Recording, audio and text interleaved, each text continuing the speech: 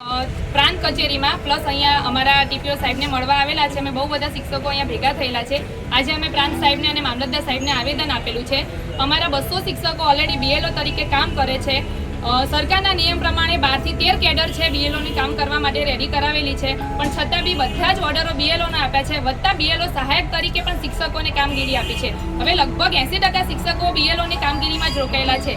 તો શાળામાં એક બાજુ નીતિ આયોગનો જે રિપોર્ટ છે એના આધારે એમ કહેવામાં આવે છે કે ગુજરાત ટોપ 10માં બી નથી, 18માં તમે ગુજરાત ભણતરમાં જતું રહ્યું છે. તો પછી ભણતરમાં અમારા શિક્ષકો જે મીઠાનું કામ જે કરે છે, તો બાળકોમાં જેમ ખાવાનું તમને પીરસવામાં આવે ને એમાં મીઠું ના હોય તો એનો કોઈ અર્થ નહીં. તમારા શિક્ષકો મીઠા જેવા જ છે. તો શાળામાં જો શિક્ષકો જ નહીં હોય તો બાળકોનું શિક્ષણ ક્યાં જશે?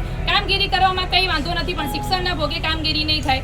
અત્યારે અમારા 80% કામગીરી બીએલઓએ પતાવી દીધી છે. અમારી એ જ માંગ છે કે જે ઓનલાઈન કામગીરી છે, ઓનલાઈન કામગીરી જે સાહેબ લોકો છે કે ઈસીઆઈ દ્વારા ઓનલાઈન કામગીરી માટે બીજા માણસો બેસાડવામાં આવે, બીજા ઓપરેટરોને રાખવામાં આવે, પ્લસ જે સહાયકનો ઓર્ડર થયા છે સહાયકનો ઓર્ડર અન્ય કેડરોને કરવામાં આવે. બીએલઓની કામગીરી શિક્ષકોએ કરી જ છે અને અમે બધી રીતે સપોર્ટ કરવા તૈયાર જ છીએ, પણ બધો જ બોજ તમે જો શિક્ષક ઉપર નાખશો તો શિક્ષણના ભોગે શિક્ષકોએ કામગીરી નહીં કરે. એટલું અમે આજે પ્રેમથી અને શાંતિથી આ રજૂઆત કરવા બેઠા છીએ. જો અમારી રજૂઆત માન્ય કરવામાં નહીં આવે તો અમારા બંને સંઘના હોદ્દેદારો સાથે અમે બધા જ ઉગ્ર રજૂઆત કરવા અને ધરણા કરવાની પણ અમારી પૂર્વ તૈયારી છે જ તે.